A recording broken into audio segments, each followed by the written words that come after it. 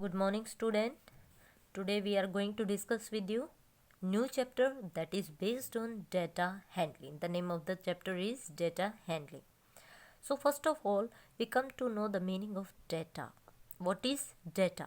Data is a collection of information. Data is a collection of information that we have represented in the form of numerical figure, right?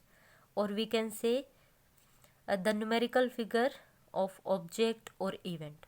देखो simple language में हम समझेंगे data क्या होता है भाई. Data आपका इंफॉर्मेशन का कलेक्शन होता है जिसको हम मैथमेटिक न्यूमेरिकल फॉर्म में अर्थमेटिक फॉर्म में रिप्रेजेंट करते हैं. ये कोई भी इवेंट्स हो सकते हैं, हमारे ऑब्जेक्ट्स होते हैं जिसको हम डेटा बोलते हैं. लाइक फॉर एग्जाम्पल यहाँ पे आप देखिए क्या दिया है. The top 5 medal winners in Summer Olympics from 1896 to 2016. क्या कहा भाई, ये टॉप 5 कंट्रीज हैं जिन्होंने मेडल्स जीते हैं किसमें, ओलंपिक्स में.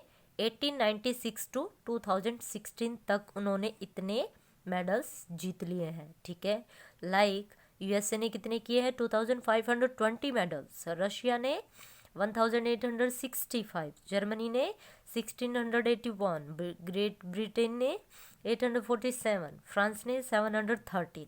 तो ये टॉप 5 कंट्रीज का डेटा है कि इन्होंने इतने मेडल्स विन करे हैं this year to this year. ठीक है. बता सकते हैं ये क्या है. ये जो हम टेबलर फॉर्म में हमने रिप्रेजेंट किया है ये है हमारा डेटा. Data means information. ठीक है. फिर क्या होता है, ये जो डेटा हमने यहाँ पे लिया है ये हमने किस में लिया है, ग्रुप में. जब हमारे पास डेटा होता है, बहुत सारा डेटा होता है और उसकी ग्रुपिंग कर देते हैं तो उसको क्या बोलते हैं हम, ग्रुप डेटा. क्या बोलते हैं बेटा, ग्रुप डेटा. अब ध्यान से आप यहाँ पे एक डेटा देखिए, ये डेटा देखिए. ठीक है. ये जो हमारे पास डेटा है यहाँ पे बहुत सारे नंबर्स आपको नज़र आ रहे हैं. ये क्या है, ये वो नंबर्स है. हमारे पास एक डाइस है, हमारे पास क्या एक डाइस है जिसको हम फर्स्ट टाइम थ्रो करते हैं तो हमारे पास 6 नंबर आता है. जब हम उसको सेकंड टाइम थ्रो करते हैं तो 5 आता है. थ्रो मीन्स फेंकते हैं, डाइस को फेंकते हैं कि नहीं. डाइस क्या होती है, जिस पे 1 2 3 4 5 6 तक नंबर लिखे होते हैं, है ना. हाँ जी. तो ऐसे ऐसे हम उस डाइस को 32 टाइम्स थ्रू करते हैं, मतलब 1 time 2 time 3 time 4 and so on. ठीक है. तो इस तरह से हमारे पास हर बार कोई ना कोई नंबर आता है क्योंकि नंबर तो 6 है. हर बार जब थ्रू करते हैं कोई ना कोई नंबर तो आएगा भाई. 6 नंबर है, 6 में से कोई तो नंबर आएगा ना, है ना. तो इस तरह से हमारे पास नंबर आए. अब ये तो क्या है, ये तो एक ग्रुप बना हुआ है डेटा का. हमें क्या करना है, हमें इसको नंबर में रिप्रेजेंट करना है. नंबर्स में मीन्स हमें ये पता होना चाहिए कि एक डाइस है उस पर कितने होता है. इसमें सबसे लिस्ट नंबर क्या है, 1. सबसे हाईएस्ट नंबर क्या है, 6. दैट मीन 1 से लेके 6 तक हमें यहाँ पे नंबरिंग कर लेनी है. 1 2 3 4 5 6, राइट. हाँ जी. फिर होती है फ्रीक्वेंसी. अब ये फ्रीक्वेंसी पता होना चाहिए क्या बोला है भाई. फ्रीक्वेंसी का मतलब होता है कि जो ये 1 है ये आपके ग्रुप ऑफ डेटा के अंदर कितने टाइम्स आया. Frequency means repetition. Frequency means repetition, कितनी बार रिपीट हुआ. दैट मीन्स अगर यहाँ पे देखेंगे तो 1 2 3 4 5 एंड 6. 4 कितने टाइम आया है, 6 टाइम. तो 4 के सामने देखो 4 कितने टाइम आया है, 6 टाइम. अगर मैं बात करूँगी 1 की तो 1 कितने टाइम आया, 1 2 3 एंड 4. 1 कितने टाइम आया, 4 टाइम. तो क्या हो रहा है, रिपीटिशन. फिर बात आती है, ठीक है, ये बातें समझ में आ गई कि यहाँ पे हम नंबरिंग करते हैं, सीरियल नंबर पुट करते हैं एंड यहाँ पे हम फ्रीक्वेंसी लिखते हैं. फ्रीक्वेंसी का मतलब ये नंबर कितने टाइम आया है, रिपीट हुआ है एंड लगातार आया है. ठीक है. ओके. हाँ जी. फिर आता है टेलीमार्क्स. अब ये टेलीमार्क्स क्या होता है, टेलीमार्क्स का मतलब होता है बार. जितना आपका न्यूमरल है उतने आप यहाँ पे बार लगाते हो, राइट. उतने ही आप यहाँ पे बार लगाते हो। अब यहाँ एक कंडीशन क्या होती है कि हम इस डाटा को ग्रुप कर देते हैं। ग्रुप कैसे बनाया, 4 तक तो ठीक है, लेकिन जैसे ही 5 होगा 1 2 3 4, 5 को हम क्या करेंगे, इसके ऊपर से क्रॉस कर देंगे, तो ये क्या बन गया, एक ग्रुप बन गया। जैसे यहाँ पे 6 है तो हमने क्या किया, 1 2 3 4 5 और 6, तो ये क्या हो जाएगा हमारा टैली मार्क्स। क्या हो जाएगा बेटा, टैली मार्क्स, राइट। हाँ जी, ऐसे ही हमारे पास क्वेश्चन नंबर एग्जाम्पल नंबर 2 है, जो कि मैं आपको अभी दिखाऊंगी। हाँ जी, एग्जाम्पल नंबर 2 को देखना। एग्जाम्पल नंबर 2 में देखो कितने सारे नंबर्स आपको दिए हैं, ठीक है। इस तरह से नंबर दिए, क्या किया है, the marks secured by 30 student out of 100, 30 student out of 100, student है 30, मार्क्स लिए हैं 100 में से, मीन्स जो फर्स्ट स्टूडेंट है उसके 96 आए हैं, सेकंड 65, 98, 96, मीन्स इस तरह से मैथमेटिक्स में उनके मार्क्स आए हैं, राइट। तो जब भी बेटा आपके पास इस तरह का डेटा होता है तो सबसे पहला काम, सबसे इम्पोर्टेंट काम हमें क्या करना है, अपने डेटा को या तो असेंडिंग ऑर्डर में कन्वर्ट करना है या हमें उसको डिसेंडिंग ऑर्डर में लगाना है, okay. Either we can change it into ascending order or we can change it in descending order as you wish।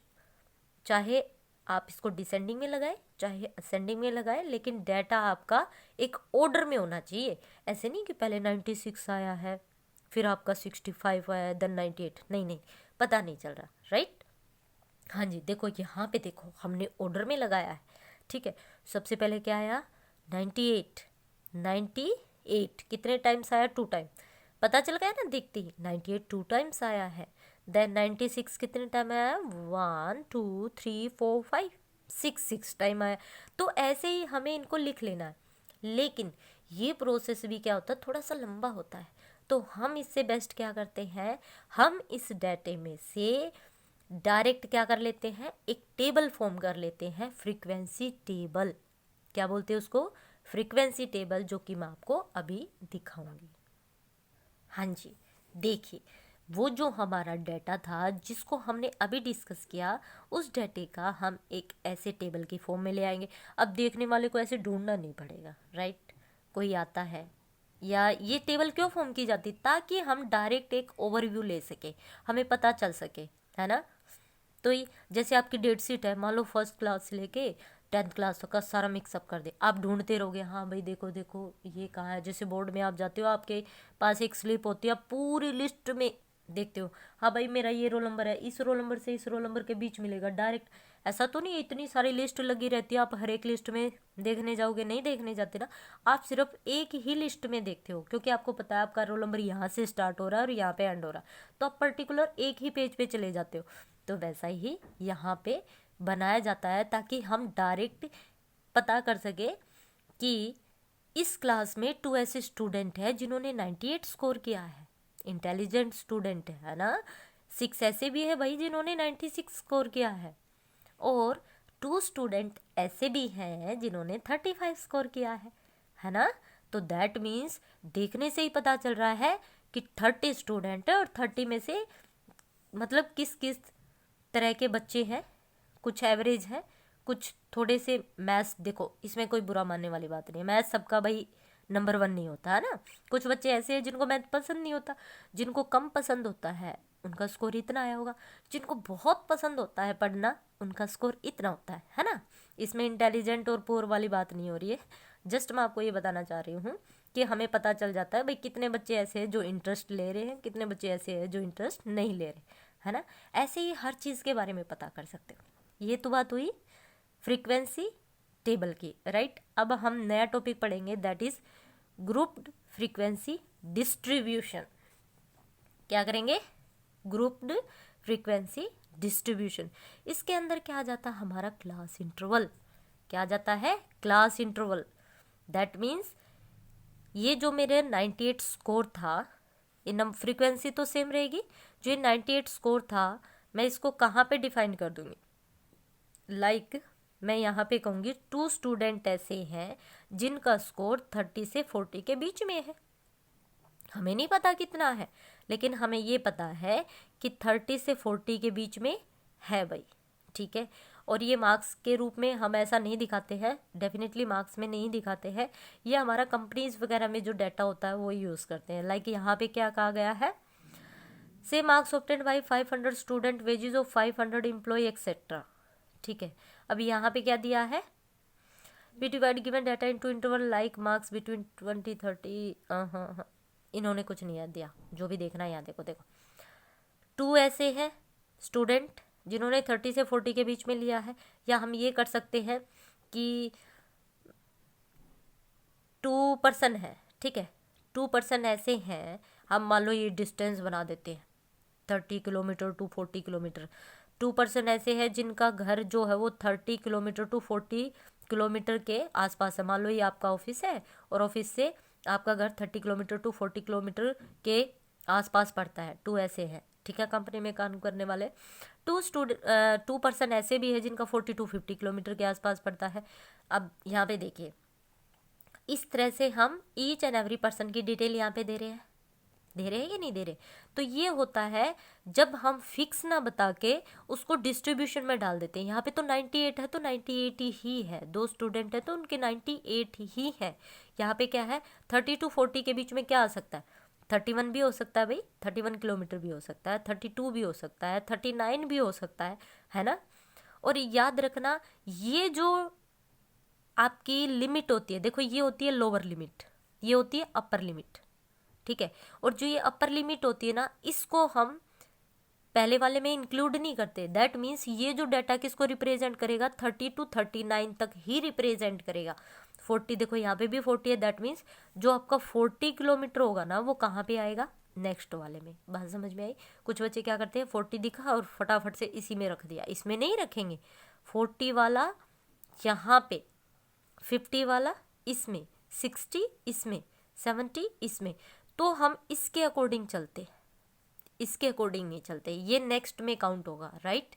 तो ये था भाई ग्रुप फ्रीक्वेंसी डिस्ट्रीब्यूशन। तो इसी पे हमारे क्वेश्चन बेस्ड हैं, मैं आपको समझाती रहूँगी, अच्छे से बताती रहूँगी। और जो हमें इम्पोर्टेंट बात समझनी है किसकी, ग्रुप डिस्ट्रीब्यूशन की। ये डिस्ट्रीब्यूशन आया क्यों, क्या ज़रूरत पड़ गई भाई ये डिस्ट्रीब्यूशन करने की, 1 में भी तो पता चल रहा था, लेकिन ये इसलिए ज़रूरत पड़ी क्योंकि जब हमारा डाटा काफ़ी बड़ा होता है, डाटा क्या होता है, काफ़ी बड़ा होता है, और हर एक के लिए तो हम ऐसे कितनी लंबी टेबल बनाएंगे, ऐसे ऐसे बनाते रहो भाई, 1 से लेके 100 तक बनाते रहो, 1 2 3, कितना लंबा पेज लोगे। तो आपने क्या किया, हाँ भाई ठीक है 1 से लेके 100 तक है तो मैं 10 का ग्रुप बना लेता हूँ, 10 टू 20, 20 टू 30, 30 टू 40, तो सारा डाटा उसमें चला जाएगा कि नहीं। देखो इसका बेस्ट एग्जांपल सामने है, कितना सारा डाटा पड़ा आपके सामने। सबसे पहले हमने अपने डाटा को असेंडिंग ऑर्डर में डाल लेना। असेंडिंग ऑर्डर में डाल के क्या है, देखो यहाँ वैल्यू सबसे कम है 28 एंड हाईएस्ट यहाँ पे क्या है हमारी, ध्यान से देखिए 35, 36, 37 भी है भाई, 38 भी है, हाईएस्ट 38 ही है। हाईएस्ट क्या हमारे पास 38।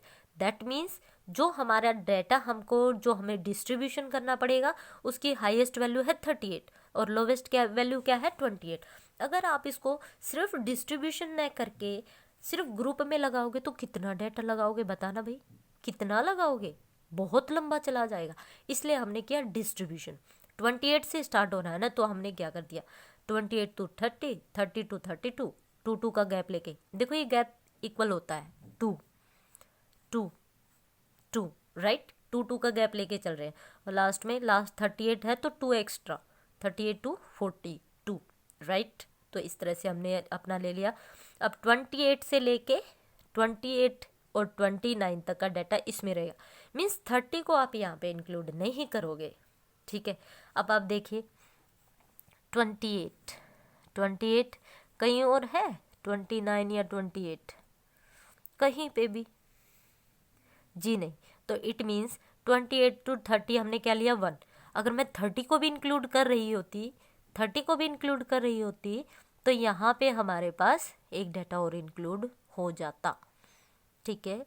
तो हम 30 को इंक्लूड नहीं करते हैं। अब नेक्स्ट में देखना, नेक्स्ट में 30 टू 32, 30 टू 32, 30 क्या है 32 तक है ना, तो 30.3, 30.4, 31.9, 0 ये भी आएगा, 31.6 भी आएगा भाई, लेकिन 32 नहीं आएगा क्योंकि 32 तो अपर लिमिट है, ये हमें नहीं लेना।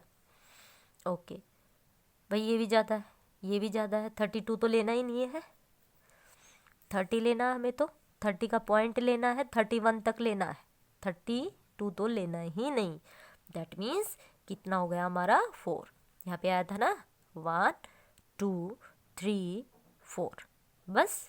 अब 32 किस में लेंगे, अगले वाले, हमेशा ये वाले काउंट करते हैं, और इससे एक कम वाला, 30 है तो 29, 32 है तो 31, 34 है तो 33 तक, 36 है तो 34 टू 35 तक, ठीक है, 36 टू 37 तक, 38 टू 39 तक।